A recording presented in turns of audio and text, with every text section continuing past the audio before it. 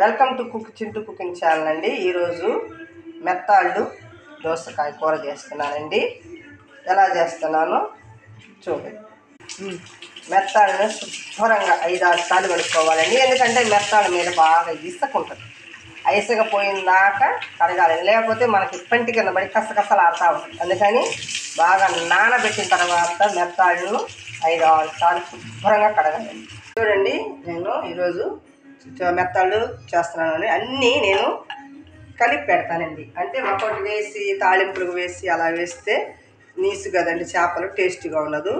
అన్నీ ఒక్కొక్కటి చూడండి. అన్నీ మెత్తవాళ్ళు, ఉల్లిపాయలు మెత్తవాళ్ళు, ఇదిగోండి దోసకాయ, టమాటాస్, చిల్లీస్ ఇలా కోసుకున్నానండి. చిల్లీస్,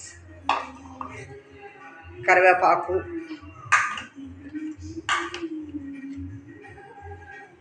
పసుపు, కారం,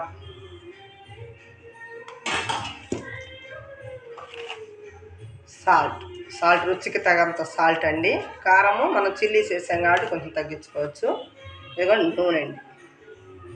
అవన్నీ వేసి బాగా ఇలా కలిపెట్టాలండి. బాగా కలిపెడితే వాటికి పట్టి మనం సిమ్లో పెడితే చక్కగా అన్నిటికీ, దోసకాయకి ప్లస్ మెత్తాళ్ళకి అన్నిటికీ ఉప్పు కారం చక్కగా పట్టిద్దండి. అందుకని కలిపి పెడితే ఎంత టేస్టీగా ఉంటుందండి.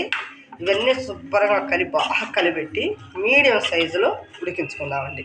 చక్కగా కలిపానండి. నూనె ఇవన్నీ కారం, ఉప్పు, టమాటాస్ అన్నీ బాగా దోసకాయకి ప్లస్ మెత్తాళ్ళకి బాగా పడతాయండి. ఇది బాగా మీడియంలో పెట్టించుకొని బాగా సిమ్ ఉడికేయాలండి. చక్కగా బాగా అన్నీ బాగా టమాటాస్ అన్నీ గుజ్జుగా వచ్చేసినాయండి. బాగా చక్కగా వచ్చినాయి. దీంట్లోకి మనము నిమ్మకాయ సైజ్ అంతా పులుపు, చింతపండు పులుసు వేస్తే చక్కగా రుచిగా ఉంటుందండి. అంటే ఆ నీసు ఇరిగిపోద్ది. చింతపండు నిమ్మకాయ అంత పులుసు వేస్తే బాగా చింతపండు పులుసు అండి.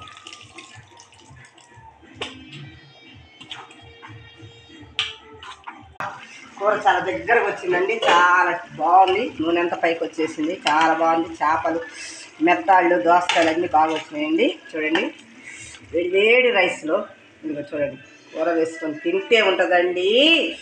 సూపర్ ఉంటుందండి. టేస్ట్ చేయండి, షేర్ చేయండి, లైక్ చేయండి, సబ్స్క్రైబ్ చేయండి.